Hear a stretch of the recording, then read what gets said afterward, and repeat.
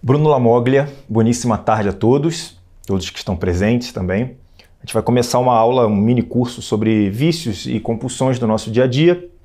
E acho um tema extremamente interessante porque é um daqueles temas que existem definições que estão no nosso cotidiano desde sempre e que a gente mal para refletir sobre a real definição, se é que ela existe, muitas vezes fica entre limbos, e o quanto que isso influencia a todos nós e muitas vezes até quando a gente está falando sobre os nossos próprios automatismos, a gente não percebe. Então essa aula ela tem como um intuito uma elucidação sobre coisas que estão no nosso automático e até muitas vezes para algumas pessoas que já estão em âmbitos patológicos, ou seja, já entraram em algum tipo de transtorno. A gente não fala muito sobre doença na psiquiatria, porque quando a gente pensa em doença, a gente sabe que existe um agente patogênico, né? Então, por exemplo, a tuberculose, que vai ter uma bactéria, ou sífilis, né, que tem outra. Então, no caso da psiquiatria, são complexos, são uma gama de acontecimentos históricos dentro daquela biografia, dentro da história daquele paciente, muitas vezes com predisposições genéticas, outras vezes a gente simplesmente não conhece e começamos a desenvolver teorias, ou seja, aquilo fica tão complexo que a gente não gosta de chamar de doença, até porque também existe um certo aumento do preconceito, da possibilidade de preconceito. Mas, quando a gente fala sobre vícios e compulsões, é interessante a gente começar pela própria definição de vício, que é vitium, né, do próprio latim, que é um defeito. Então, a gente fala, puxa, mas não era isso que eu pensava sobre vício, né? Eu pensava que vício era algo que eu fazia repetidamente e que fosse totalmente dependente. E a gente vai acabar trabalhando também esse conceito nessas aulas. Simplesmente porque eu peço ao leitor, ao telespectador, que acompanhe todas as aulas em sua completude pelo fato de que vão ser usados diversos exemplos que vão ajudar nessa definição complexa. A gente não consegue simplesmente definir isso de uma forma pontual porque nós temos diversas definições mesmo, não tem outro jeito. Então, por exemplo, vício como defeito, vício como uma dependência. São dois conceitos diferenciados, a gente vai abordar isso. Então, é interessante que a gente preste atenção toda a aula para poder, no final das contas, fazer o nosso próprio enredo e entendimento. Inclusive, é um dos sinais mais importantes da inconsciência, é o modo que a gente aprende, e a gente vai falar muito sobre isso lá para as últimas aulas do poder da rede social e do mundo digital e online que nós temos na nossa vida, o quanto que isso vem afastando dos nossos reais compreendimentos sobre a vida, o real entendimento sobre isso. Então, para a gente começar as definições, o uso. Olha, eu uso, quando a gente fala uso, eu sou usuário. Nesse caso que a gente vai falar tanto sobre substâncias quanto comportamentos. Então, uso de comportamento não existe, eu simplesmente me comporto como tal.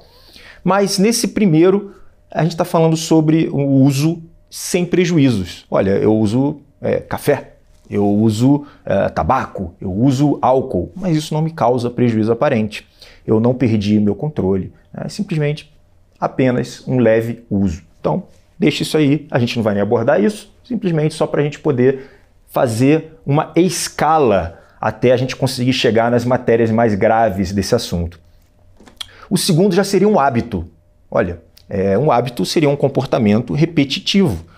A gente faz disso como se fosse um elemento permanente nas nossas vidas. Isso seria um hábito. E é até interessante porque a gente vive num momento que eleva o poder do hábito, né? A gente está sempre falando sobre os hábitos e o quanto que isso, olha, um hábito saudável. Será que é assim? Será que a gente pode simplesmente pegar e determinar que esse hábito é saudável e que a gente deve incuti-lo na nossa vida para todo sempre e está tudo seguro, está tudo certo? É só isso? Será que é assim? Bom, o hábito ele pode levar a algo chamado automatismo, que seria um certo elemento de inconsciência sobre as coisas que você está fazendo, mesmo sobre as coisas saudáveis, né? O nosso cérebro ele tem essa tendência de elevar certos comportamentos para o automatismo. Assim ele gasta menos energia, o que é muito interessante no processo evolutivo. Só que nem sempre é assim. Mesmo hábitos saudáveis, quando eles se tornam automáticos, a gente deve se perguntar se eles estão de fato nos elevando como pessoa. Isso aí vai ser abordado mais para frente, com certeza. Temos a compulsão, que também é um ato repetitivo. Mas a compulsão ela já tem dois outros elementos importantes. Um desses elementos é que ele dá um alívio, ou seja, um prazer momentâneo assim que você age compulsivamente. Então, a gente pode lembrar, por exemplo, do paciente que tem o TOC, transtorno obsessivo compulsivo, e que ele, em um momento de extrema angústia, ele começa, por exemplo, a contar os números ou a checar o gás 20 vezes, lavar as mãos 70 vezes, enfim, né? Cada um vai ter um comportamento compulsivo. Lembrando que nós temos os comportamentos compulsivos, esse é o adjetivo que nós damos aos comportamentos, e nós temos os pensamentos que esses não são compulsivos, mas sim obsessivos.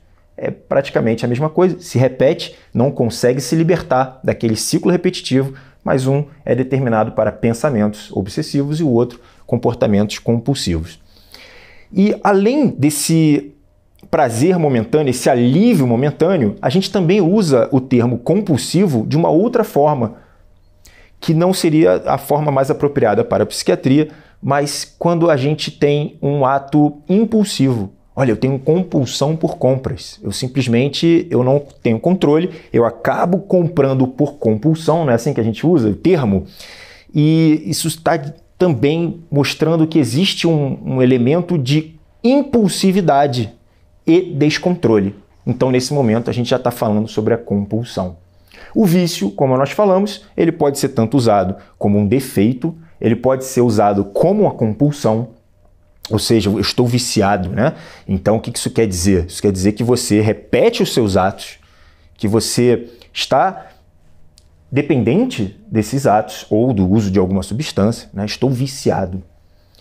E que, nesse momento, você depois tem o elemento tempo dessa compulsividade. Então, o compulsivo ele poderia fazer isso durante determinado tempo, o viciado não, ele já tem um tempo que ele vem fazendo isso, né?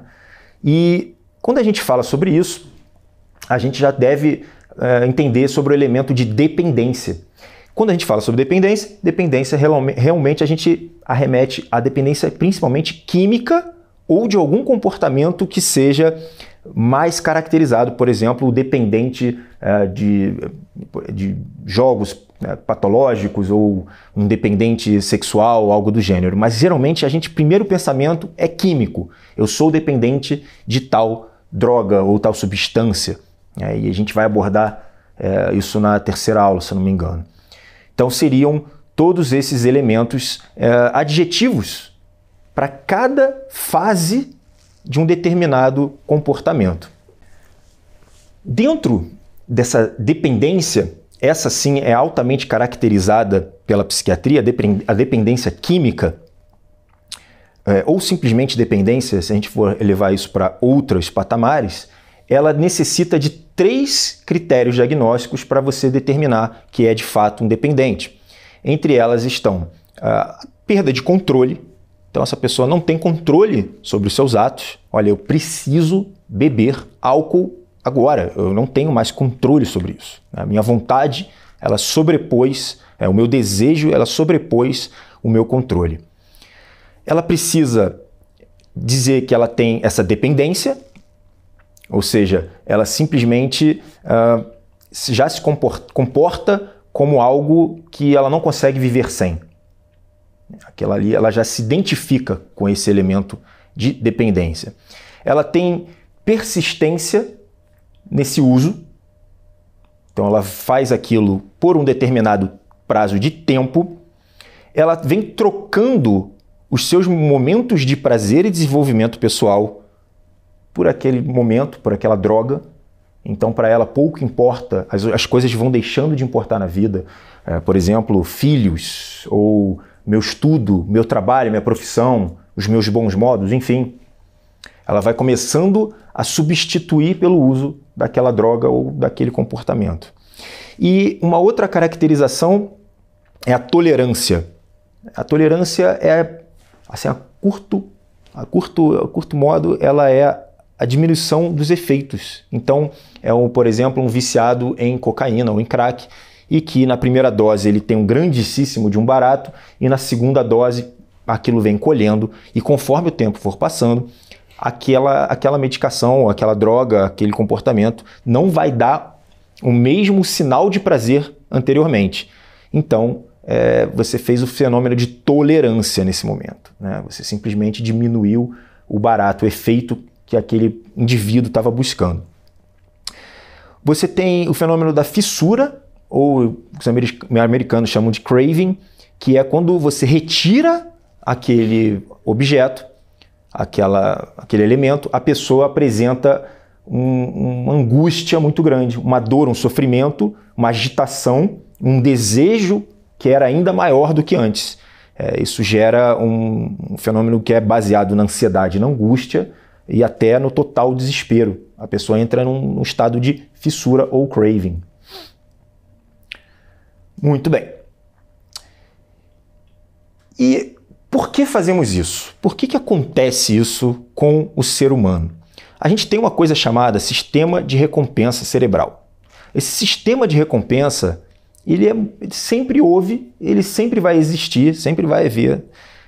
Nos animais também eles possuem isso, que baseia basicamente na área tegmental do cérebro, junto com o núcleo accumbens, que são partes mais centrais cerebrais, e com o córtex pré-frontal. Essa tríade vai poder mais ou menos criar uma sensação de necessidade, onde essa pessoa sabe que precisa de determinados elementos, e quando você os dá esses elementos, então, por exemplo, comida, como por exemplo, sexo, você sente um prazer.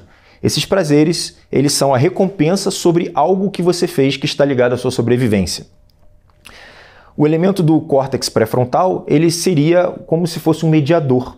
Ele falaria, olha, isso aqui você pode, isso aqui você não pode, calma, dá para aguentar um pouco mais. Ele seria o elemento cerebral que visa o controle, que visa o freio, que visa o planejamento, que visa realmente estudar se essas necessidades são reais ou não.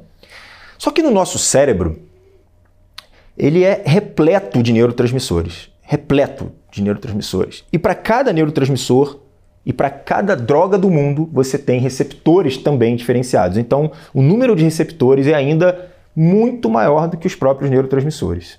É assim que se comunica o cérebro. Nós temos neurônios, então finge que esse neurônio é uma mão, ele se comunica de uma forma aproximada com outro neurônio através dos dendritos, são essas pontinhas, os bracinhos, a gente lembra disso lá na biologia elementar.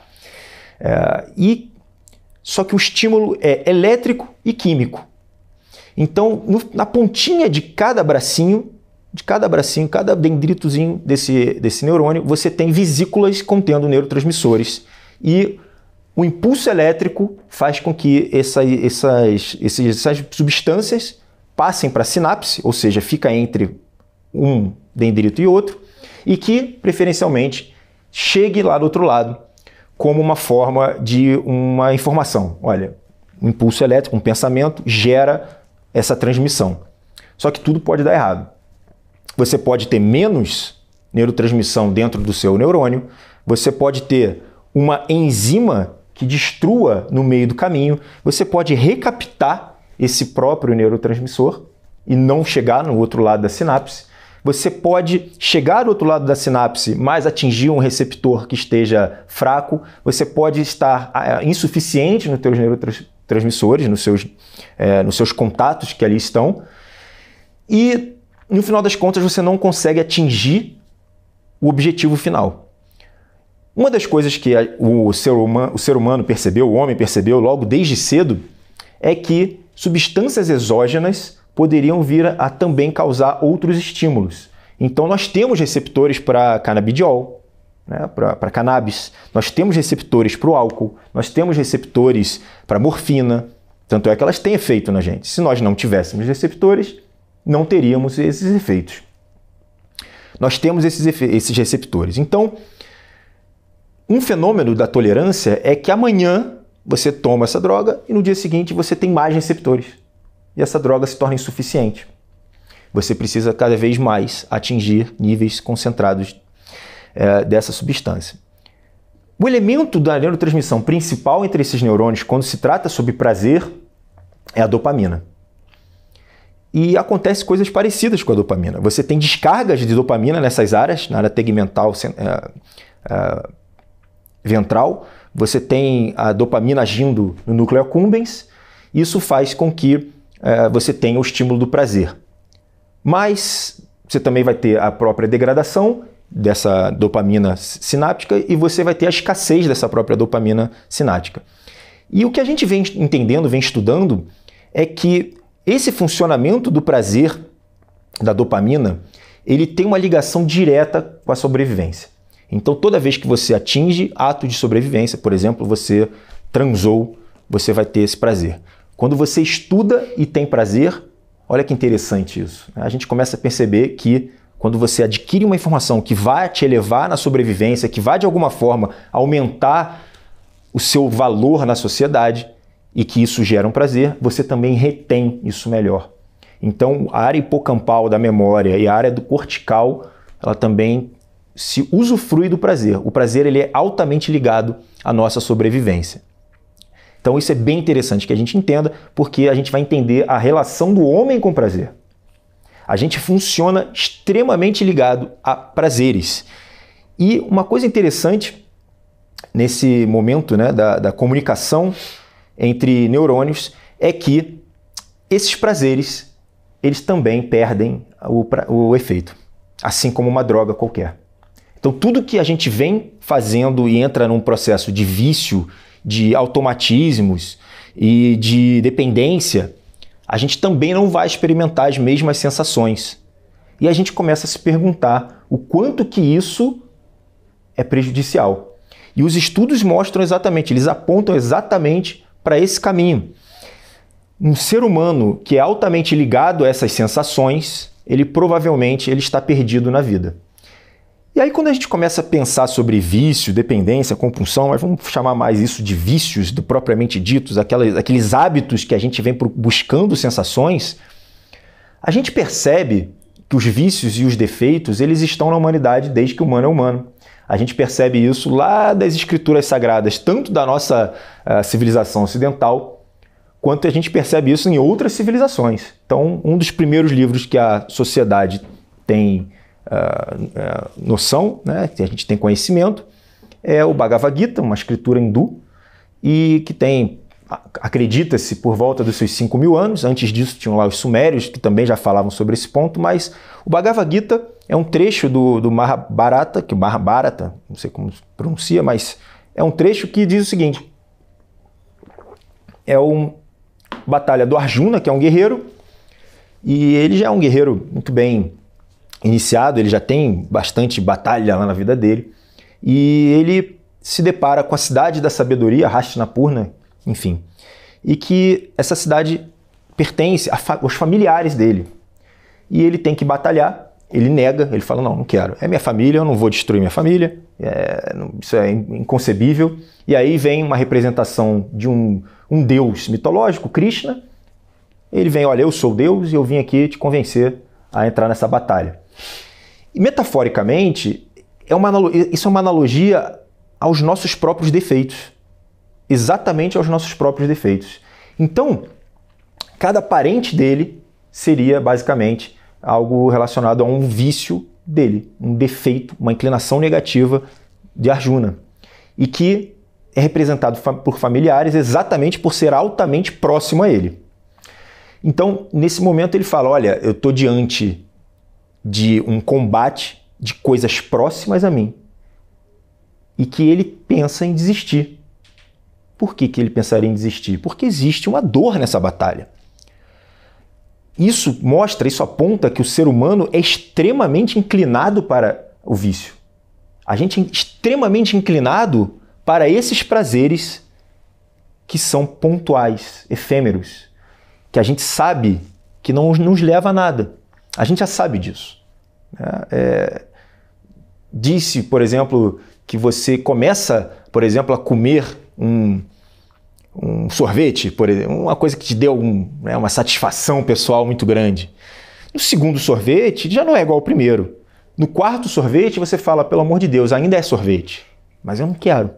a não ser que você tenha algum problema, aquilo começa, e não é nem somente pela saciedade. Se você comer sorvete todos os dias, você vai perceber que você também vai perder esse mesmo estímulo que antes era um grandíssimo prazer.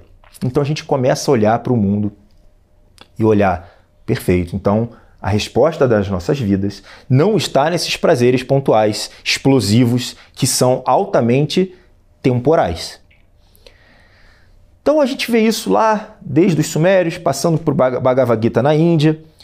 Na nossa cultura nós temos amplamente documentado toda por Aristóteles e Platão, já guiado por Sócrates. A gente tem toda a definição de Aristóteles para os vícios, para as inclinações, mostrando o quanto que a gente deve se opor aos nossos próprios vícios, o quanto que isso elevaria o ser humano à felicidade.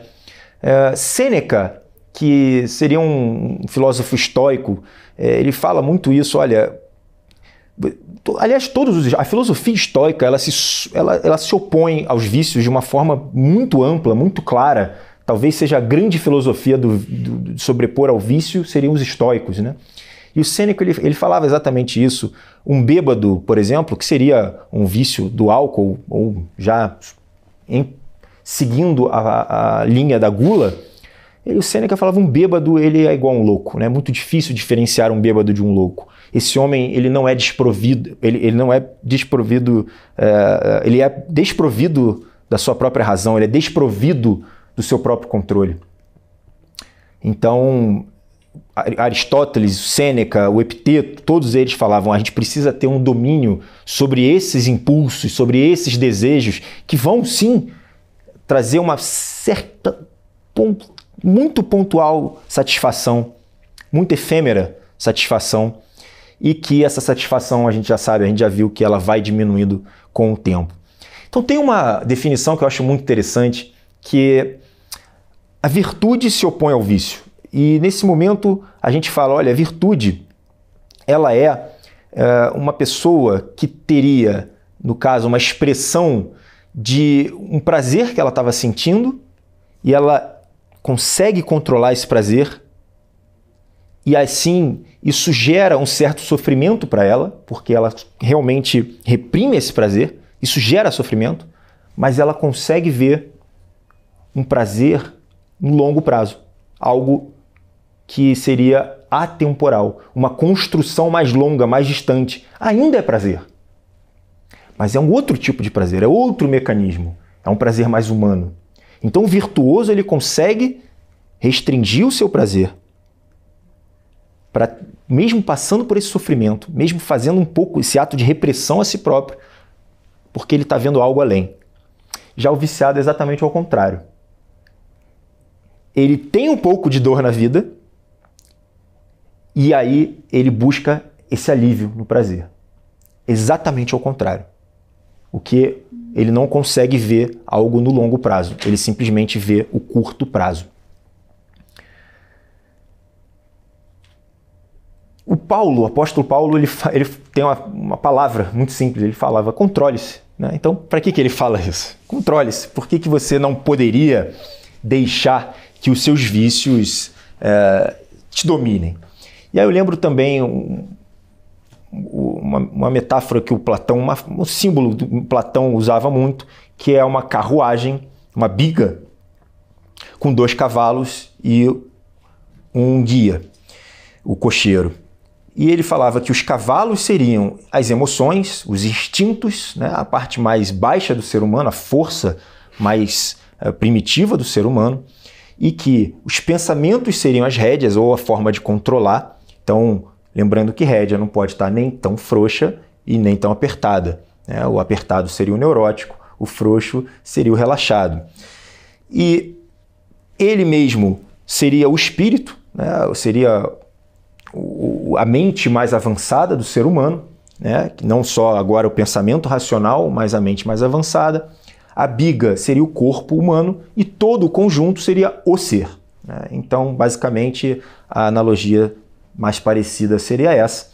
E quando você busca só o prazer, seria mais ou menos você pegar esse cavalo e falar, bom, faz aí o que você bem entender, né? Se o cavalo quiser brigar, ele vai brigar. Se ele quiser comer, ele vai comer, né? Se ele quiser ficar tomando cachaça, ele vai ficar tomando cachaça. Eu não controlo os cavalos, né? Todo o resto é irrelevante e a gente deixa os cavalinhos ali guiando, né? E a gente percebe que isso não vai levar ninguém a lugar nenhum. A gente já percebe isso logo, isso aí desde os antigos. A gente já consegue perceber isso logo. É evidente que os filósofos modernos, eles começam a questionar isso novamente. A gente fala, olha, não é bem por aí não.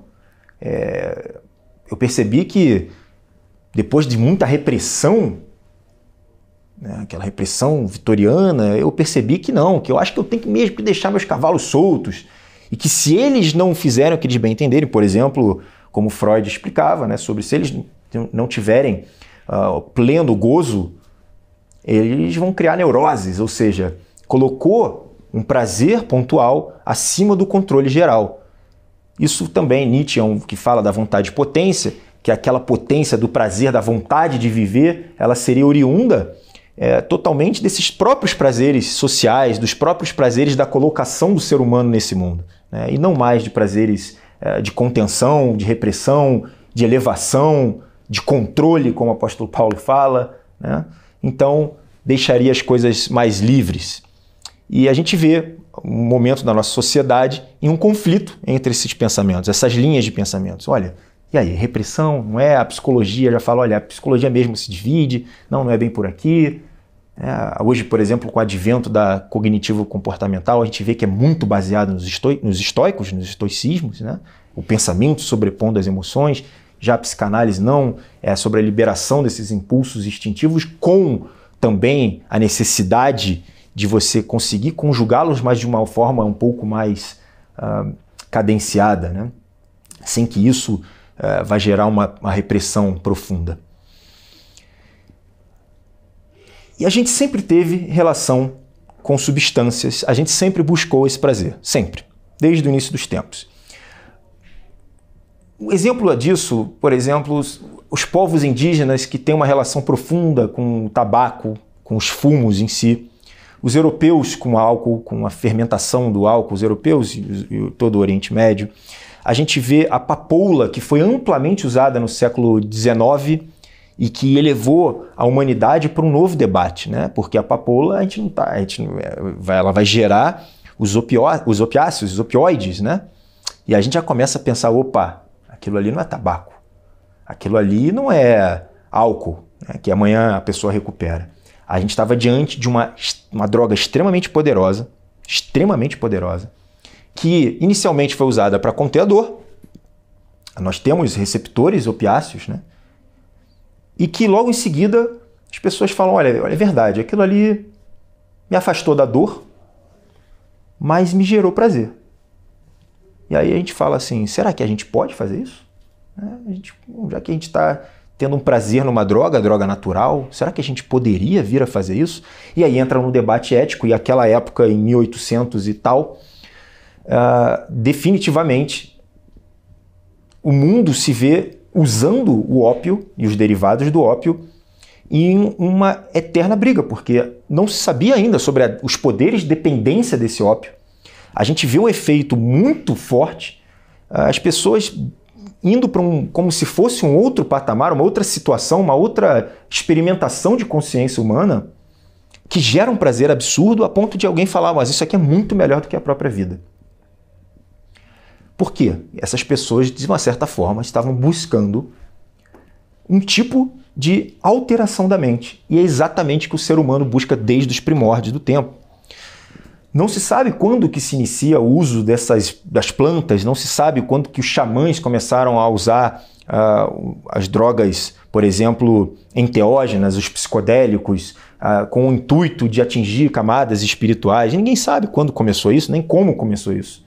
Simplesmente o ser humano busca alterações de consciência até por curiosidade, até por saber que tem uma mente que é muito poderosa, que é uma esponja de conteúdos, que percebe o mundo de uma forma extremamente voraz sobre as informações, e que nós não sabemos absolutamente nada, e que, se você não der essa determinada informação, seja ela como um estilo de conteúdo ou estímulos, puxa vida, eu estou fazendo isso, vou mudar algo na minha vida, é muita curiosidade, vou mudar a forma do ser humano ver isso, isso vai me dar poder, isso vai me deixar um pouco mais aliviado, ter um pouco mais de prazer, a gente acaba percebendo que o ser humano desenvolve uma curiosidade e o uso de substâncias para alterar essa consciência.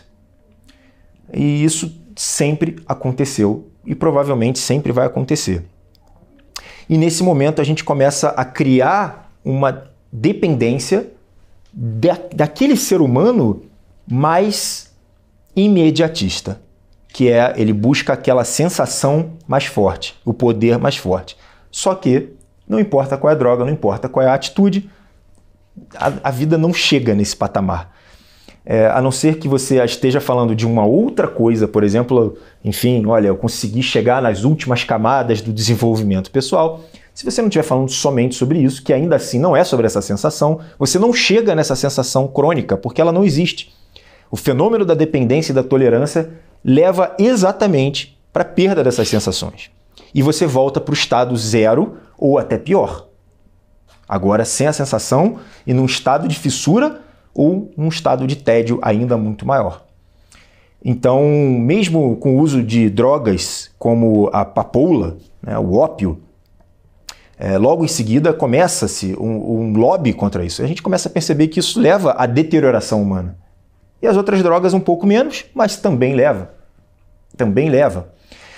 No caso da morfina, do ópio, né, do álcool, dos benzodiazepínicos, que são as medicações que têm a tarja preta, na maioria, se configura uma dependência química diferenciada.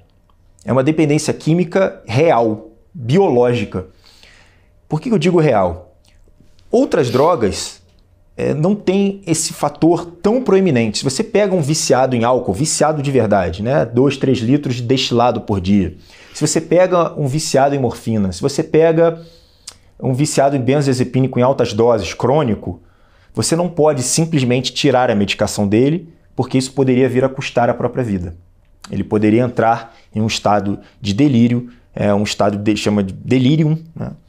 De uma alteração funcional absurda da própria mente e dos próprios sistemas fisiológicos, né, cardíacos e respiratórios, e essa pessoa poderia vir ao óbito.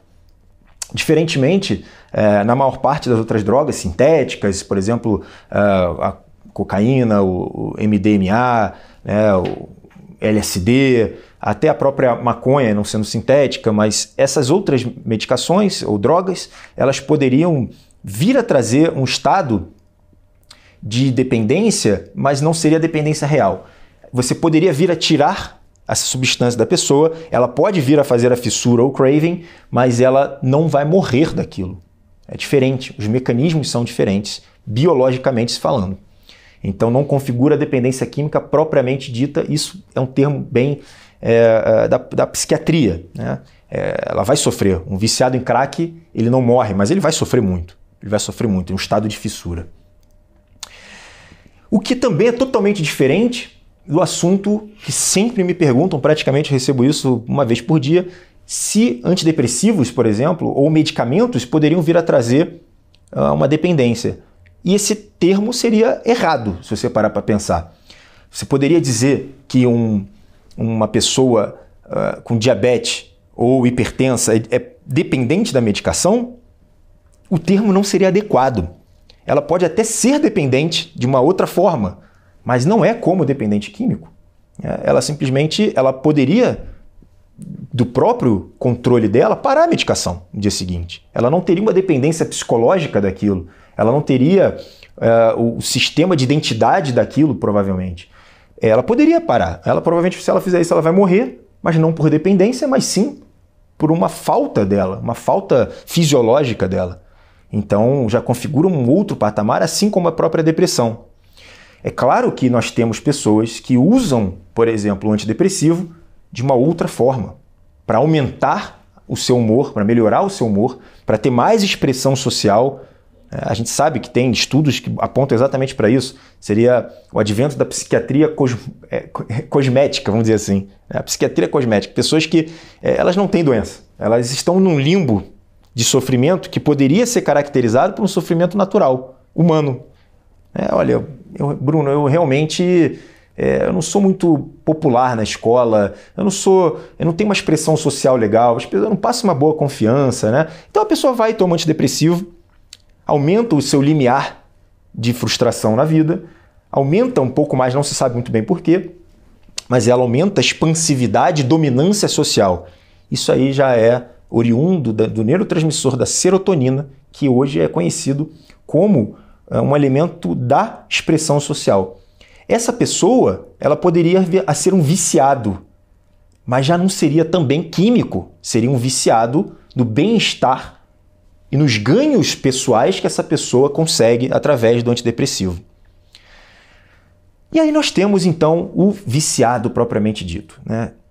E um dos mecanismos desse vício é exatamente essa ligação com o prazer, esse prazer explosivo, esse prazer temporal, esse prazer inicial, mas ele nunca se inicia do nada. Essa pessoa provavelmente ela tem algum tipo de insatisfação na vida. E as insatisfações que nós temos na vida, elas definitivamente nos levam para um vício, seja ele qual for, de uma forma que alivia e eleva o prazer. Esse mecanismo vai ser maior em pessoas que têm pouca tolerância ao sofrimento, que é algo também ligado ao nosso momento social. Nós fomos criados e educados para não tolerarmos o sofrimento em nenhum grau. Em nenhum grau. Você fala, mas Bruno, mas eu tenho que tolerar o sofrimento? Como é que é isso? Eu preciso me expor ao sofrimento? Bom, um dos jeitos de você lidar com o vício é sabendo que ele é um mecanismo de atenuação da vida tal como ela é. Alivia e eleva o prazer, fazendo com que você mude a sua percepção da realidade. Então, eventualmente, é interessante que a gente possa adquirir, que nós criemos um mecanismo de tolerância a esse sofrimento. Dentro desses elementos dos vícios, a gente pode falar sobre os aspectos socioculturais e de que cada povo que se adaptou a determinado clima e passou por determinada história, ele vai ter um vício inclinado para um lado ou para o outro, né? Então, quando você tem um povo que passou fome, que passou guerra, principalmente a fome, pode ser até oriundo da guerra, ou por uma peste, ou por algo relacionado, é natural que ele passe por uma fase de gula, porque ele está se adaptando ao ambiente. Aquilo fica implícito de geração a geração, seja aquilo como um elemento cultural, seja aquilo como a própria genética do ser, uma passagem de sabedoria, uma passagem de um instinto que vai ligar aquele povo a um tipo de vício, por exemplo, a gula. Uma pessoa que sofre, um povo que sofre com a guerra, que mora e divide território, é comum que eles tenham vícios ligados à ira, né? Ele precisa ter uma mente um pouco mais relacionada à raiva para poder lidar de uma forma beligerante, competitiva. E dependendo daquela região, da geografia, daquele solo, ele vai ter drogas que são oriundas daquele povo, daquele terreno. Então a papoula ela era mais ligada ao Oriente, China, por exemplo, o Vietnã e o leste todo do Oriente. E já, por exemplo, o tabaco muito ligado à América do Norte. E quando você cruza essas culturas, você pode ter uma genética que não era bem preparada para aquilo. É o caso, por exemplo, dos índios todos, como todos os índios, todas as Américas, se relacionando com álcool. Foi péssimo para eles. Né? Foi péssimo. Eles não tinham uma genética que pudesse ter selecionado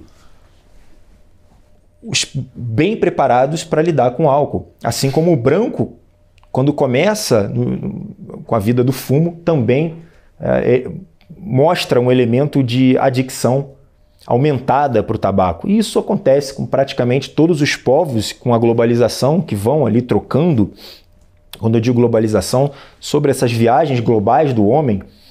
Então, esses aspectos socioculturais também vão determinar qual seria o vício das pessoas. Então, por exemplo, quando a gente fala sobre um vício específico de redes sociais, internet, é claro que a gente vai estar falando sobre pessoas que podem acessar a internet. Esse vício ele vai ser muito menor em uma população desfavorecida que não vai ter acesso a computadores ou a internet ou algo do gênero. Então, nesse caso, tem toda uma ligação socioeconômica cultural dos vícios com aquele ambiente, aquele momento daquele povo. Um dos mecanismos do vício que acontece em cérebros muito imediatistas. Então, é o pensamento e a ação automáticas. Todo mundo aqui já experimentou isso. Eu não ajo perante o mundo, eu reajo perante o mundo. Principalmente quando nós somos novos.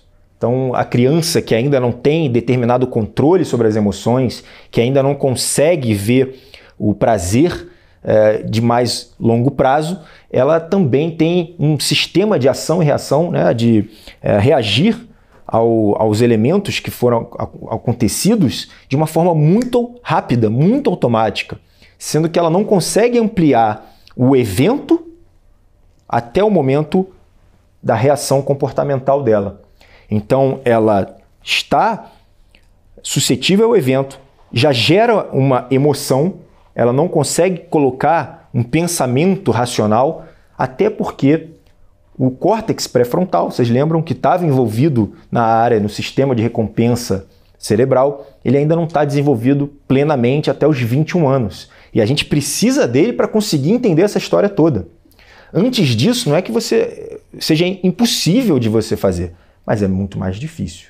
É muito mais difícil que você livre um adolescente de um vício que ele ainda está começando do que um adulto que conta com o poder do córtex pré-frontal. É evidente que quando a gente está falando sobre vícios, dependência, a gente está se configurando para uma predisposição genética.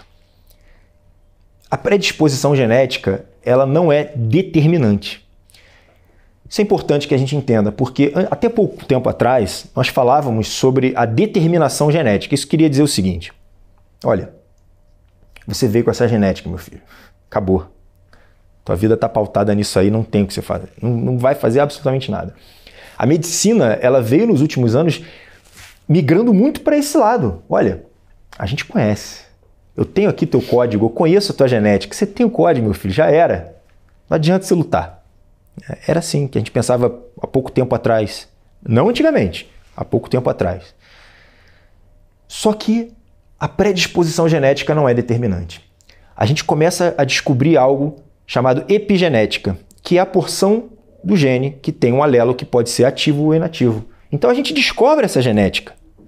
E o mundo da genética ele é muito mais vasto do que a gente imaginava. Ele é muito, muito, muito mais vasto. A gente pega um pedacinho minúsculo que conseguiu dividir em 1000. Esses 1000 a gente consegue dividir em mais 1000. Então, assim, a gente está começando a explorar esse terreno e a gente vê que existe um poder de ativar ou inativar essa genética. Então, eu posso ter o gene da dependência química e não fazer a dependência química. Eu posso ser filho de 2 alcoólatras e não ser alcoólatra. E o contrário, eu posso ser filho de 2 estudiosos intelectuais, desenvolver algum tipo de mecanismo de frustração, seja ele qual for, e desenvolver uma dependência química. Então, é claro que quando a gente vai olhar, é possível que essa pessoa tenha um gene que foi dependente e que ativou por algum motivo, seja ele qual for. A gente sabe que o poder da mente, vamos chamar ele assim, da sabedoria, estruturas psíquicas, ou seja, você olhar para uma coisa que aconteceu para você, você tem sempre 10 formas de ver aquilo, e ao invés de você levar aquilo à 10ª potência da verdade, da realidade para você, você consegue mudar esse ponto de vista sobre o mesmo elemento. Então, vamos exemplificar. Meu pai morreu na minha frente. Nossa, um trauma gigantesco. Bom, para eu sustentar essa dor, eu vou precisar adquirir um vício. Eu vou virar alcoólatra e vou anestesiar, ou então vou virar viciado em trabalho, por exemplo, e aí nunca mais eu vou precisar ter que lidar com essa questão. Mas essa pessoa, depois de um tempo, ela adquire certa estrutura psíquica e ela fala, olha, é verdade, as pessoas morrem e está tudo bem, eu consigo ver agora, contemplar a vida de uma outra forma, e eu acho que meu pai fez um excelente trabalho na vida, e olha, ele me deixou, foi um legado, está tudo bem, né? E aí eu consigo olhar aquilo de uma outra forma. Isso, por si só, poderia fazer a inatividade de um gene doente, um gene que levaria à patologia. Mas você pode fazer terapia, você pode ter um contexto social melhor, você pode usar uma medicação, por exemplo, um antidepressivo, a gente sabe que ele tem o poder de inativar genéticas, né? Uma medicação antipsicótica poderia fazer isso. O estresse seria o contrário, né? Um elemento muito estressor. Então, a gente não poderia usar isso totalmente como verdade nessa estrutura, como uma predisposição genética, seria amplamente determinante de quem eu sou, de o que eu vou fazer nessa vida, né? E a gente percebe que conforme a gente vai amadurecendo, a gente consegue controlar certos impulsos e a gente consegue também diminuir a necessidade de ver o mundo com a dependência desses impulsos. Então, um teste que foi feito, muito interessante, acho que foi na Inglaterra, colocaram, muito famoso, com certeza a maioria já ouviu, colocaram grupos de crianças diante de um chocolate, né? E ela tinha a opção, você pode comer o seu chocolate, um chocolate, ou se você esperar 10 minutos, foi 10 minutos ou 20 minutos, agora não lembro, você vai comer 2 chocolates. Escolhe. E as criancinhas lá, tadinhas, né? Alguns comeram, dane-se, comeu e é isso. Né? Tá aqui na minha frente, poxa. Comeu. Dane-se outro chocolate. Isso é pro eu do futuro. E teve outras que pacientemente esperaram e ganharam os 2 chocolates. Seguiram essas crianças no futuro e, pasmem, né? As crianças que esperaram e comeram 2 chocolates, elas também casaram e tiveram sucesso social e tinham melhores cargos e ganhavam mais dinheiro e eram mais felizes dentro daquela escala que eles usaram, né? Então a gente consegue ver que o ser humano ele se relaciona com o vício de uma forma para aliviar seus sofrimentos, de uma forma que vá fazer com que ele lide melhor com essas frustrações, vai apontar para certos erros e vai apontar para certas inclinações daquele ser humano, como o imediatismo, por exemplo, como a pressa para viver, como a angústia e a dificuldade de lidar com dores. Ele vai apontar para todas essas dores do mundo e como que a pessoa lida com isso sem conseguir fazer uma visão de longo prazo. Então, quem consegue, ainda criancinha, ver isso, tem uma predisposição um pouco melhor, um pouco maior, para conseguir sobrepor essas dificuldades inerentes à vida humana. E aí a gente começa a pensar e a perceber o quanto que o elemento vício, o elemento dependência, seria caótico para a gente, né? Então, quando a gente fala assim, olha, Bruno, na verdade, dentro das definições que você usou hoje, eu não me adequo. Eu, por exemplo, eu faço uso abusivo do álcool, né? Então, por exemplo, quando a pessoa faz o uso abusivo de qualquer coisa. Olha, eu não jogo videogame, mas quando eu jogo, são 3 dias seguidos, né? Isso seria o abuso. Ele não seria a dependência, ele não seria o vício, e ele está apontando para um outro sistema. Não é mais uma adequação momentânea da vida. Essa pessoa consegue se adequar. Por isso que é interessante que a gente vá trabalhando as definições que estão ligadas nesse assunto de uma forma indireta, porque o abuso, por exemplo, ele já é como um vício no próprio prazer. Ele é uma coisa mais pontual na vida daquele ser humano. Ele não consegue, de uma certa forma, ele não vai se identificar com aquilo. Ele olha e fala, olha, esse elemento, o álcool, o sexo, o videogame, ou sei lá o quê, é melhor eu nem passar perto. Pelo simples fato de que quando eu faço, eu perco controle. Ali eu noto isso, eu notei isso. Eu não posso fazer isso. Mas não é algo que aconteça automaticamente. Eu estou sempre lá. Isso não é algo que vem acontecendo durante toda a minha vida. Aconteceram momentos pontuais. É bem menos grave do que um vício, do que um abuso. Perdão, o próprio abuso é menos grave do que um vício, do que uma dependência. Então, nesse momento, a gente consegue agora olhar uma escala hierárquica dentro desses elementos, sendo que o último seria o dependente químico, aquele que vai precisar de toda uma equipe de um apoio psicológico, talvez de medicações, talvez de internação.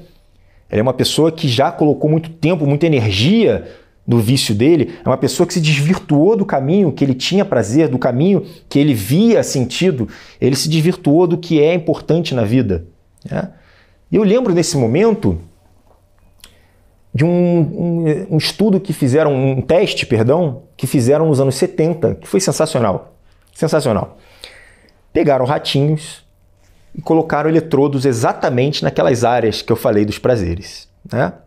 No centro tegmental ventral e no núcleo accumbens, né? E colocaram eletrodos, mini eletrodos naquelas áreas que fariam estímulos elétricos na área do prazer. E aqueles ratinhos, eles tinham algumas opções na vida. Ele tinha a possibilidade de cópula, né? Cópula, e aí ele teria o prazer do sexo.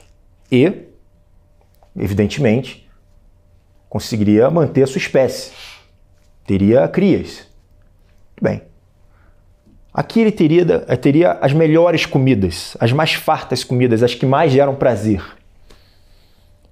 E ele também manteria. Comida e água, né? Eram coisas que para ele aquilo ali era as melhores, os mais interessantes do ponto de vista gastronômico e palatável. E no outro, ele só tinha uma alavanquinha que ia dar um estímulo no centro de prazer. Não precisa nem dizer, né? O ratinho não estava nem aí para o resto da vida. Ele não estava nem aí para comida ou para cópula. Ele simplesmente ficou obcecado pela alavanca que dava prazer nele. Ele simplesmente ficava ali, pá, pá, pá, pá, até morrer. Até morrer. Então para pensar um pouco nisso. O quanto que isso é poderoso. Né? Agora imagina uma pessoa que consiga estimular a sua área do prazer. E nisso se torne mais importante do que a sua vida sexual, do que sua vida de trabalho, do que sua vida de estudo, do que sua vida familiar, dos amores, do que você julga como evolução pessoal, espiritual. Simplesmente alguém aprendeu a tocar nessa área. Seja através de estímulos, sons, barulhos, né? Seja por conta de mecanismos repetitivos. Por exemplo, vou dar um exemplo que é feito para isso. Cassino. Ele aumenta o elemento de tensão, de suspense, você não sabe quando você vai ganhar. Tem som, tem barulho, tem imagens muito coloridas, e aquilo ali se torna mais importante do que sua própria vida, como a gente já viu N vezes na história da humanidade. Pessoas que passam ali, esquecem de comer, esquecem da vida, perdem tudo que construíram. Então existe a possibilidade de uma pessoa reunir todos esses elementos. E quando acontece isso, fica fácil da gente identificar. Fica muito fácil. Mas e quando é no limbo? Como eu falei da psiquiatria cosmética, quando a gente fala sobre pacientes que estão no limbo. E essa aula ela vai ser justamente para identificar o início desses vícios, que é onde a gente ainda tem controle, quando a gente ainda tem algum poder de ação, ou para quem já está definitivamente mergulhado nos vícios, mas vai entender o que a gente tem que fazer se lá estivermos, ou o que a gente pode fazer pelo outro, ou como é que eu posso evitar que isso aconteça? Nossa, é tudo tão automático e tão bem feito que a gente acaba se tornando o ratinho da alavanca. É muito fácil acontecer isso. Lembrando que o vício, a gente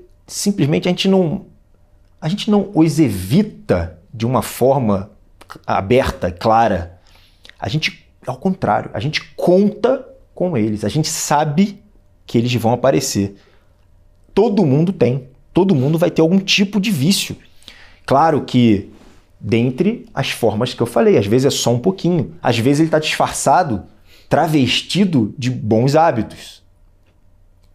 Mas aí eu falo, olha, eu corro todo dia, 6 horas da manhã, na praia, né? E no dia que eu não corro? Ah, não, esse dia eu fico doente, eu fico mal-humorado, né? E se nesse dia, às 6 horas da manhã, você tiver um encontro mais importante da sua vida, talvez com a sua parceira de vida, ou talvez com uma pessoa que vai te elevar a um patamar humano, um trabalho, legado, enfim, não, essa hora eu preciso correr. Olha, você tornou um hábito saudável um empecilho na sua vida. Você entrou no automatismo e se você tiver um dano, se você tiver um prejuízo, você já é configurado como, primeiramente, né, um viciado, um dependente, muitas vezes. Então, a gente tem que estar sempre olhando para o vício de uma forma atenta e sabendo que ele vai vir, ele vai aparecer. E é interessante que a gente conheça os vícios. A gente vai falar sobre ele nas próximas aulas para a gente poder se precaver, para a gente poder combater, para a gente poder trazer o inimigo mais para próximo da gente e saber como que a gente vai fazer para sobrepor. Nesse momento, a gente sabe que os prazeres eles são inerentes à vida humana, mas a gente, pelo menos nesse momento, já consegue diferenciar os dois tipos de prazer, o imediato, do crônico, o imediato para o de longo prazo, o temporal para o atemporal. E as mentes mais interessantes, elas vão se atentar para esse prazer de longo prazo. É o prazer da construção. É o prazer que sabe que antes de chegar lá, se é que vai chegar, ele tem um elemento de esforço. E quando você lê esforço, entenda também trabalho, gasto de energia, sofrimento. E a nossa geração tão permissiva de hoje, a nossa geração tão ligada a esse tipo de prazer mais pontual, ela não consegue chegar lá. Isso, por si só, é uma das maiores explicações dos nossos estados patológicos de doença mental, de ansiedade, de frustração, de medo, né? E uma pessoa nesse estado, ela tem certos comportamentos ainda mais viciados.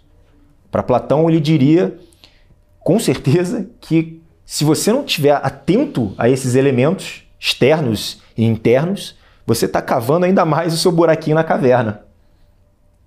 Você não está fazendo o caminho de ascensão para sair da caverna, né? O doloroso e esforçoso caminho para sair da caverna. Você está simplesmente entrando cada vez mais. Uma professora minha costumava dizer o seguinte: nós temos uma força gravitacional que leva a nossa mente simplesmente para relaxar a cabeça e olhar para baixo. A gente, quando olha para baixo, a gente só vê o nosso umbigo. Esse é o viciado. Ele simplesmente vai buscar os prazeres da forma mais fácil, mais rápida e imediata. E é muito mais simples fazer isso do que esforçar a sua cabeça para levantar. Então perceba que para quem quer sair da caverna, para quem quer ter um elemento de conhecimento próprio, para quem quer ter algum tipo de ação, para quem quer formar uma personalidade, para quem quer ter algo a mais desses elementos que a gente já sabe que os sábios, os estoicos e os filósofos antigos, gregos, todos os sábios da humanidade, os líderes espirituais já falavam, que consta em todas as escrituras sagradas de todos os povos já sabiam, que o vício, os defeitos, as dependências, os prazeres pontuais, eles afastam desse caminho que é mais penoso, mas que vale muito mais a pena. Na verdade, não é só vale mais a pena, é o único caminho que realmente importa. No meu consultório está cheio de gente, não só no meu consultório, pelo amor de Deus, no mundo está cheio de gente que tentou o caminho dionísico, o caminho dos prazeres, o caminho da satisfação pessoal do físico. Eu lembro de uma figura atual, né? É Dan Bilzerian, acho que é o nome, que é um rapaz todo barbado, né, forte. E uma vez eu ouvi uma entrevista dele, tá sempre cheio de mulheres em festas, em barcos, iates, ele joga pôquer, né? O dinheiro dele veio de uma forma rápida. E ele deu uma entrevista dizendo, olha, realmente tem prazeres ali, mas não é assim. Não é a mesma coisa do que antes. Aquilo às vezes não significa nada. Eu experimento vários vazios existenciais. Eu tenho uma dificuldade absurda para manter isso. Né? Aquilo ali passou a meio que se tornar um trabalho para ele. Manter uma personalidade que não diz nada. Ele mantém alimentado uma personalidade criada por ele, que pode ser até não, que definitivamente o afasta da essência. A gente tem uma aula sobre isso, formação do ser, ascensão e queda, aqui no Brasil Paralelo, que fala exatamente sobre isso. Essa outra jornada, ela pode parecer interessante, mas no final das contas, qualquer pessoa que aplica esforço mental consegue visualizar essa caminhada da evolução espiritual. Ela entende que esse outro caminho dos prazeres, vamos dizer, terrenos, carnais, pontuais, esses prazeres mais ligados aos nossos instintos, eles até nos afastam da nossa essência real, né? Então, se não fosse assim, os ricos e os que experimentam grandes prazeres, eles estariam sempre muito felizes, eles estariam sempre muito completos, eles estariam sempre muito contentes, alegres, satisfeitos. E a gente vê diametralmente o caminho oposto, né? Quando você pensa num sábio, quando você pensa numa figura calma, pacífica, espiritualizada, vamos dizer assim, quando eu digo espiritualizada, não tem a ver com uma fumaça que é uma entidade no além, não. Estou falando de elementos que vão além do que os nossos olhos podem ver, além do que a nossa mente racional pode conceber. A gente está falando sobre elementos metafísicos, a gente está falando sobre o mundo das virtudes, os comportamentos que visam, talvez, né, virtudes como a fraternidade, o amor, que não fazem tanto sentido do ponto de vista egocêntrico. Então, quando você pensa num sábio, ou pessoa que atingiu uma esfera um pouco mais elevada de paz interior, ela quase nunca está pensando nesses prazeres, né, que são explícitos. A gente vai falar um por um sobre esses prazeres da carne e do elemento físico. Ela até ao contrário. A gente sabe até de santos, por exemplo, que evitava aquilo para conseguir ver algo além. Porque é difícil. É difícil. O fácil, o que todo mundo faz, é exatamente isso. Olha, eu sei que se eu comer um cheeseburger, eu sinto prazer. Você não precisa ser um gênio para falar isso, né? Você não precisa ser sei lá, um cara formado aí na Harvard, Prêmio Nobel, enfim, você não precisa para falar que a pizza é gostosa, né? É o que se descobriu o elemento sexual na sua vida e você falou, é bom. Não precisa ser gênio, não. Qualquer avestruz vai saber disso, né? Então, da mesma forma que quando você mergulha naquilo, você sabe também que não é a mesma coisa de quando você começa naquele elemento prazeroso. Nunca é. Você não precisa ser um gênio para saber disso.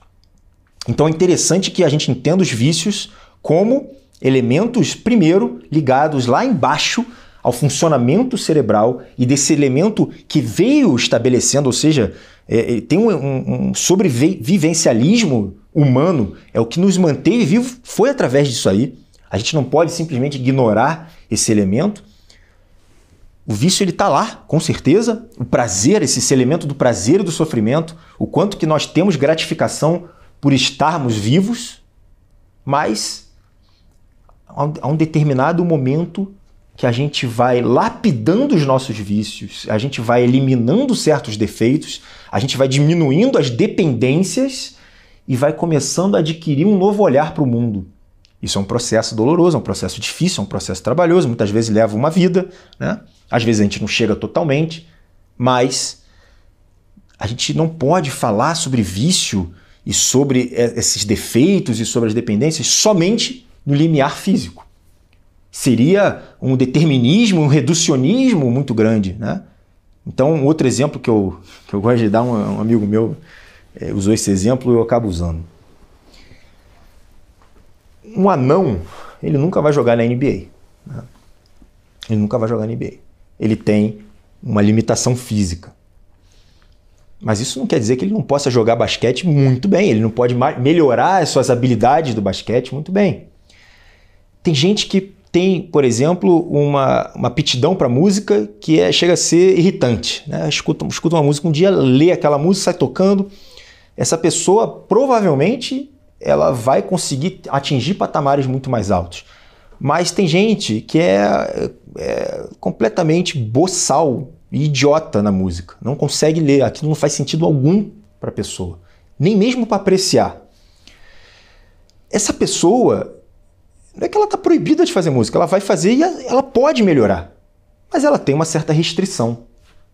Ela não vai melhorar talvez igual Chopin, Beethoven, Mozart, né? Assim é com o nosso cérebro. Nós temos as limitações genéticas e nós temos as nossas limitações ligadas à nossa estrutura psíquica, que a gente ainda não sabe muito como é que ela é formada, quais são os estímulos necessários, né? Qual é a alimentação que cada um teve, mas a gente tem uma limitação e uma potência ali dentro. E é interessante que a gente saiba que são os elementos mais altos do ser humano que vão poder propiciar esse caminho de ascensão. Principalmente o último, quando a gente começa a entender o ser humano com a sabedoria. A gente sabe, como eu falei, que os processos de aprendizado eles são oriundos de percepções de informações, a gente capta aquelas informações e a gente pode usá-las ou não. Então, o certo seria assimilá-las, né? E aquilo ali um dia fazer um sentido. Mas para isso você precisa refletir, você precisa se manter em um certo grau de reflexão e silêncio meditativo para você conseguir assimilar aquilo.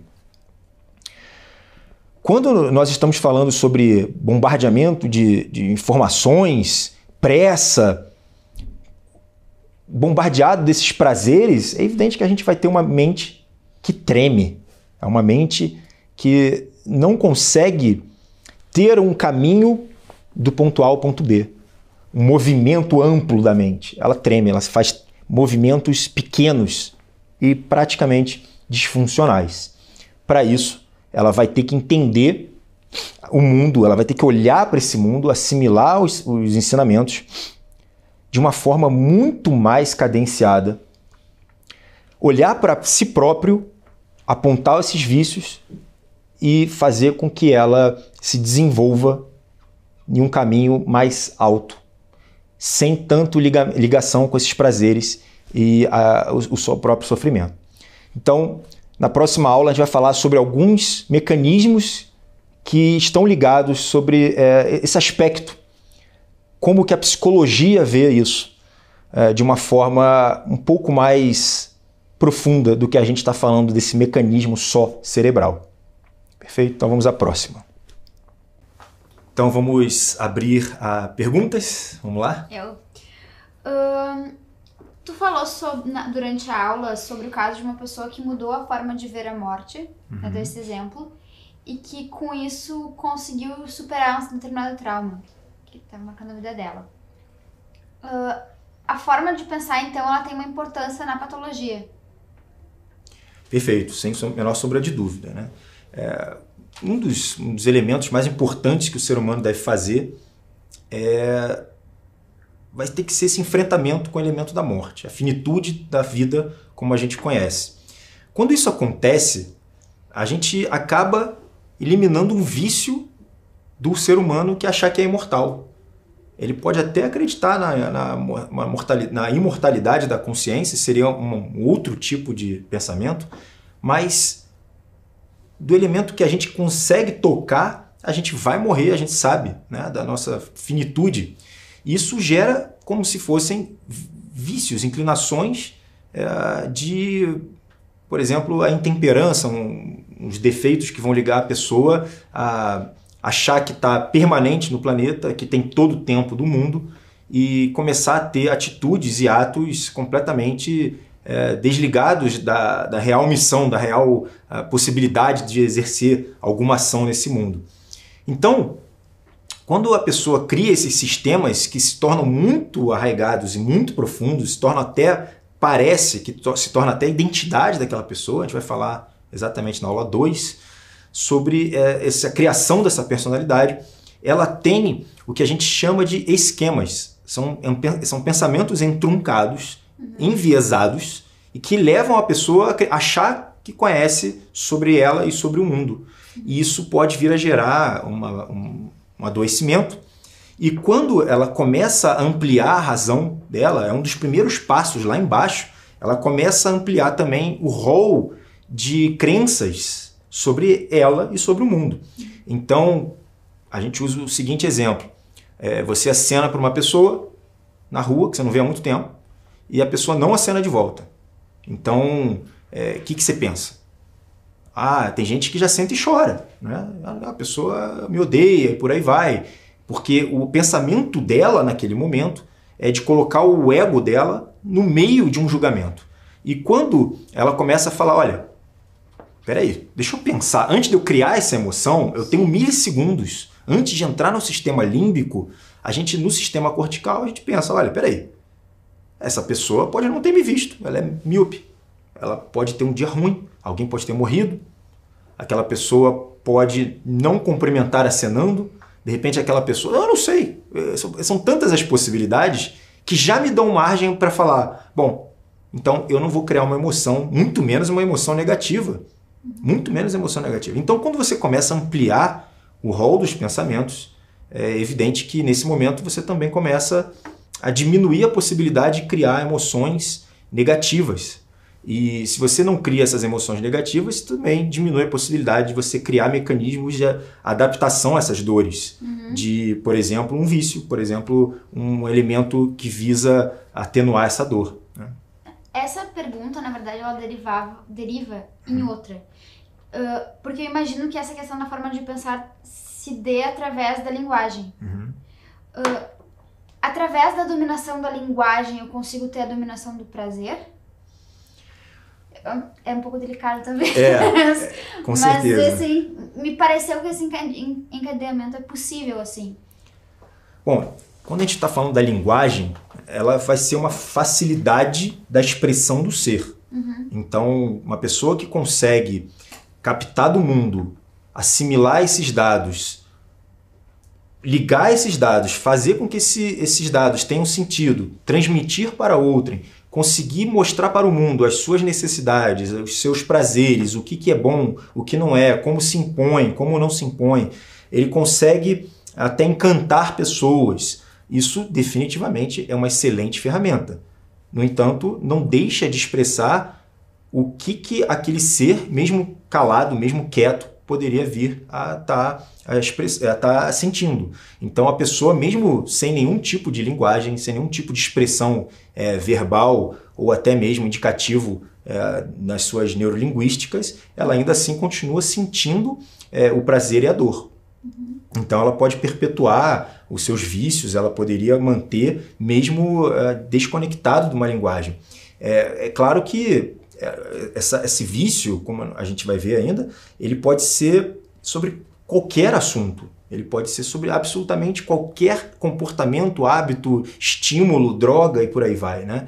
Então, essa linguagem ela poderia estar inexistente. E, inclusive, pessoas que estão desconectadas, elas também têm uma predisposição maior a fazer algum tipo de vínculo. A gente sabe a força social, principalmente familiar, do quanto que isso diminui a atividade genética ou até mesmo a inclinação, mesmo que psíquica, dos vícios. Respondi a pergunta?